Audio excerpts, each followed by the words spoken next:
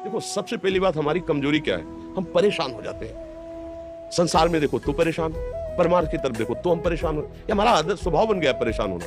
थोड़ा सा धैर्यवान बनो, गंभीर बनो। कोई भारी से भारी विपत्ति में परेशानी स्वीकार करके विपत्ति से थोड़ी निकला है, सुलझो। ठीक है, ये विपत्ति आई, समस्या आई, इसका समाधान होगा। ऐसा थोड़ी कि हमें नष्ट कर देगी। अगर अभी हमारी बड़ी हानि हो जाती है, हम कल इससे बड़ा लाभ प्राप्त कर सकते हैं। हमको एकदम बिल्कुल गंभीर रहना है, इतने कमजोर नहीं बन जाना। अब वो गए तो क्या होगा, अब वो वस्तु गई तो क्या, पद गया तो क्या होगा। प्रयास किया था, ये पद मिला था, इससे बड़ा पद प्राप्त करूंगा, मैं इससे बड़ा महान बनूंगा। ठीक है, एक बार गिर गया, गलती हो गई, दंड भोगूंगा, फिर इससे ज्यादा संयम में रहूंगा। बिल्कुल मतलब एकदम फ्रेश दिमाग रखना चाहिए। और अपने लोग क्या है, जरा सी बात में एकदम पछड़ा कर लेते हैं, एकदम कमजोर हो जाते हैं। ये बिल्कुल ठीक नहीं है। हम जीवन भर की यात्रा की बात कह रहे हैं, भारी से भारी कष्ट में भी मुस्कुराना, तो हमें बल मिला है, हमें भगवान की कृपा का दर्शन हुआ है, हमें उनका दुलार दिखाई दिया है। अगर ऐसे तो भाग जाते फिर परमार्थ में थोड़ी चलना होता है। आज जो आप सुन करके लाभ लेने की चेष्टा कर रहे हो ना, ये केवल प्रवचन नहीं है, ये जीवन है। अगर ये जिए ना होते ना तो ये इसका प्रभाव नहीं पड़ता, फिर वाणी का प्रभाव नहीं पड़ता। हम इसीलिए कहते हैं, जैसे आप लोग एकदम परेशान हो जाते हैं तो बोलो क्या हमसे ज्यादा परेशानी होगी। दोनों किडनी खराब, दवाई लाने के लिए पैसे नहीं, पानी रखा है हम उठ के पी नहीं सकते, भीषण शरीर में कष्ट, भीषण बुखार, क्योंकि किडनी फेल, जरा में बुखार, खाने को क्या, रोटी मांग के लाओ। अगर वहां सब्जी मिलती है तो लाल मिर्च ऐसी पड़ के मिलती थी कि वो पा नहीं सकते थे। आप सोचो, पानी लाना है तो मुझे लाना है, पीना है तो मुझे पीना है। अगर मैं हारता तो कहां पहुंच जाता, क्या स्थिति होती? नहीं, मरना है। पर कदम पीछे कोई दिन ऐसा नहीं जिस दिन सेवा ना की हो, जिस दिन सेवा ना गए हो। गुरु जी की सेवा में जाना है, पहले अपने को स्वस्थ साबित करना है। वो सेवा नहीं लेंगे, तुम बीमार हो, तुम कष्ट में वैसे, उनकी दृष्टि परेशान हो। सेवा की, आके लेट गए, फिर हिम्मत की, अपनी श्री जी की सेवा की। मधुकरी नहीं है, 3-3, 4-4 दिन भोजन नहीं, पर सेवा नहीं छोड़ा, दिनचर्या नहीं छोड़ी। और उसका प्रधान कारण संयम, ब्रह्मचर्य, भगवत आश्रय, नाम जप, कभी हारने नहीं दिया। अभी भी थोड़ी देर बाद डायलिसिस शुरू हुआ, हारने, आपको हारे हुए नजर आ रहे हैं। शरीर में पीड़ा है, किडनी फेल है, ऐसा तो हम स्वस्थ बैठे हैं, पीड़ा है, बार बार प्यास लगती है, थोड़ा थोड़ा पानी मिलता है, हर, लेकिन हम आनंदित हैं, हम प्रसन्न हैं। हम लड़ाई में हारे नहीं हैं, ना हारेंगे, हम जीत चुके हैं।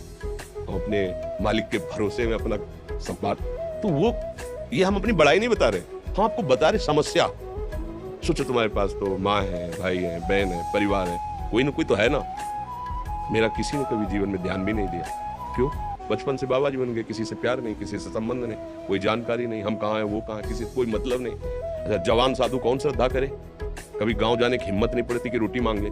पता नहीं लोग क्या सोचेंगे, क्या भावना कर ले। हम दरवाजे पे खड़े हैं, क्या कैसी भाव, जो हमारे सामने आकाश वृत्ति से आया यौवन अवस्था में, वही पाया, अन्यथा भूखे रहते हैं। जब हम हर समय अपने को विवेक के द्वारा सावधान रखे तो हम कभी निराश नहीं हुए, कभी उदास नहीं हुए, कभी ऐसा नहीं लगा कि यार हम दुखी, कभी नहीं लगा।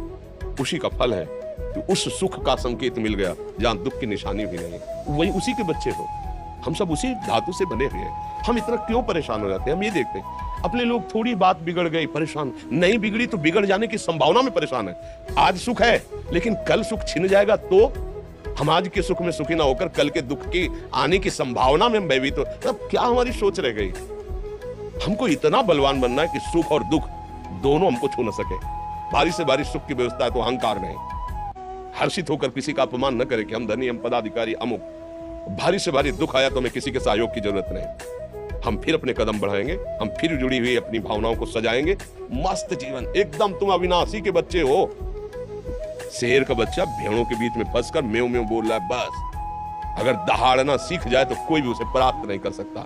ऐसे भगवद अंश, तू प्रपंच में फंसकर अपने को इतना दीन क्यों देख रहा है? तू ऐसा है कि भगवान के दिव्यास्त्र में भी ताकत नहीं तेरे को मार सके।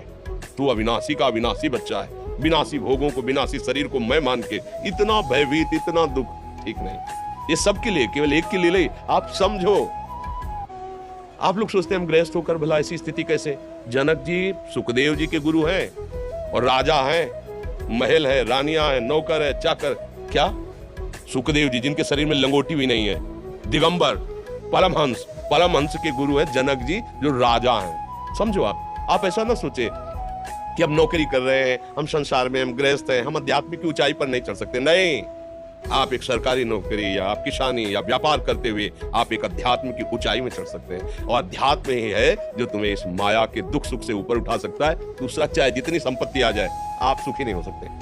सब देख लो, आंख खोल के देख लो, अध्यात्म ही है जो तुम्हें हर कष्ट सहकर मुस्कुराकर जीने का रास्ता बता देगा कि आप आनंदित हो जाओगे। कुछ नहीं बिगड़ा, अध्यात्म है तो कुछ नहीं बिगड़ा, अध्यात्म नहीं है तो कुछ नहीं बना, कुछ हाथ नहीं लगने वाला।